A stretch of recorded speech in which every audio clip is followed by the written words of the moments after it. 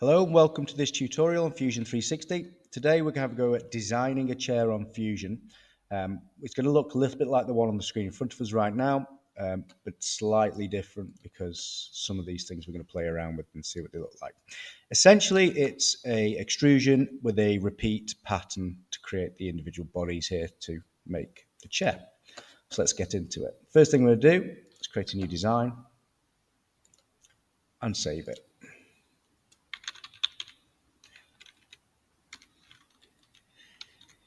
Okay. And this time I'm going to create a template on a sketch, which I can reference my parts off. I'm going to draw it full scale, so this will be life size. And of course, if I wanted to output to a 3D printer or such like, I could scale it down if necessary. So I'm going to draw a line from the bottom, from the origin out to the left, 450 millimeters long. Then I'm going to use the offset tool to offset a line upwards 420 millimeters. It's gone down, so I need to be minus 420. It's gone above. There we go. So this would be the bottom of the seat, except I want it to lean back. I want it to recline slightly. So I'm going to go from this point over to here, 420.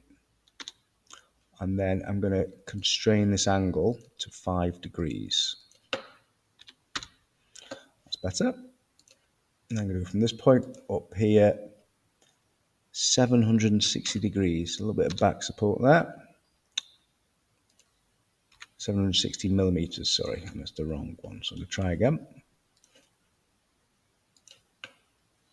760, return, that's better. And I'm going to constrain this to 100 degrees between those 2 points there. So that should create a template for my layout of my seat. So there's the back, there's the seat, here's the base. I'm going to make this into a rocking chair. So first thing I'm going to draw is a rocker at the bottom. So I'm going to draw on this plane again.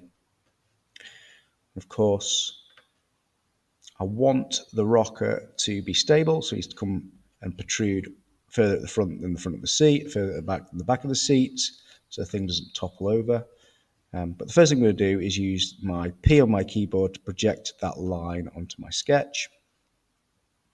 And then I'll use that as a reference to find particular points. In fact, I'm going to go this way a little bit here and bring a line down 75 millimeters. I'm going to make that into a construction line and then use a 3-point arc. So looking at this, there's the back. So trace that down. There's the front. Trace that down, bring it a bit further forward. Take the arc there. So I could adapt this later on, but for now I think I'll work with this. I'm going to use my fit point spline now to wrap this around, bring it along for the seat, up for the back. Then I'll just adjust it. I went too far back there. And pull that in a bit. But it looks like it should support a healthy posture. Then I'm going to use my offset tool again. Offset this line 100 millimeters inwards. I'll close the boundary at the top, close the boundary at the bottom, finish sketch, and that could be the outside of my chair. So go to the extrude tool. I'm going to make it 36 millimeters, so it's like 2 pieces of 18 millimeter plywood. And then I'm going to use the pattern tool to do the side. I could use the mirror tool, but I'm going to use the rectangular pattern. So I'm going to select that body, select the axis, and I'm going to drag it out. So I want it to be 600 millimeters, and I only need 2 of them. There we go. So those are the 2 outside pieces like we've got on this one here. Now I need to do these slats in the center to support the weight of the person sat on it. So I'm going to create a sketch. I'm going to do it on one of these inner surfaces. I'm going to press P on my keyboard, and I'm going to project that entire body there, so it takes the entire boundary of it. And then use my fit spline to create a couple of closed boundaries. It will become the slats. Adjust this one slightly. Looks okay. Bring that around there.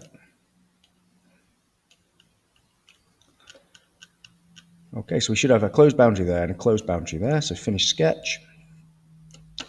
Could create an extrusion with two profiles. So that profile, it's not selecting it at the minute. So I've got a gap there, you can see. So I'm cancel that. Reopen that last sketch. Drag that node up so it touches the top there to close the boundary. Now I can fix that. So extrude that one and that one. 18 millimeters. And it's going to join at this moment, so I'm going to change that to new body. Okay, want it to be a separate part. And then I'm going to create pattern again, rectangular pattern, that part and that part along same axis in this direction.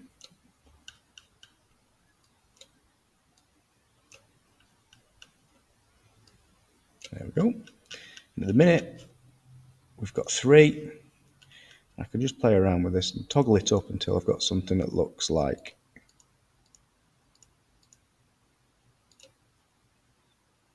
Okay, let's go for 10. And there we quickly created with a list of, there must be 12 bodies in there, so 22. Oh yeah, because it's top and bottom. We created loads of bodies there. The moment they're not attached to each other, so they're floating in the middle of nowhere.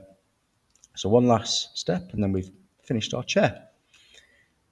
So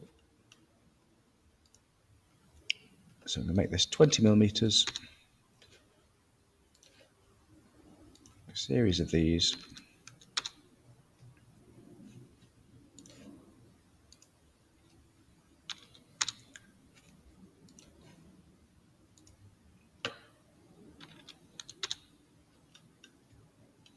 And maybe 2 or 3 at the bottom.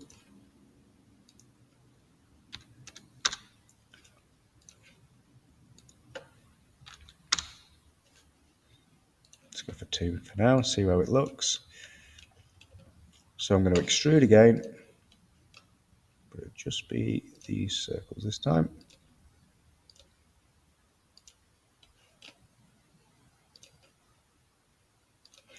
And instead of distance, I'll go to object, and we'll go to here. The minute it's cutting, I want a new body, and there it is. So last step to create the chair like I've done here would be to go into render and apply some materials. And for me, I'm designing this to be made out of plywood, so I would look at the different timbers here. Of course, you can play around with that, see what it looks like. Bamboo looks quite good. I turn these bars into steel. The minute I've got a sketch on at the bottom or something, so I'm just going to turn that off. There you go. Okay, so that's that really. We can go back now into design if I want to. I can play around with a few of the bodies and the sketches. So the first sketch that we used for that body, I can drag the splines around and change the form slightly and start to manipulate the design of the chair, play around with it and iterate on that form. But I think I preferred it before. So that's that. Thanks for watching. Hope that was useful. Bye-bye.